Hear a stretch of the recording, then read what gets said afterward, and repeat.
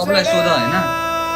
झुटो बोलेको रहेछु भने सबलाई सोध कि यहाँ म लाइभमा अघि बसिरहेको थिएँ एकछिन आँखा चिम्म गरेको एकजनाले मनै जितेर गयो नि यस्तो राम्रो मिठो गीत गायो अनि त्यो लोरी सुनाएको जस्तो लाग्यो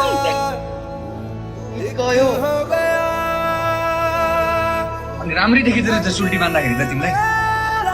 केही राम्रो देखिनु छैन मलाई सुल्टी सुल्टी त्यसको टाउको सुल्टी छ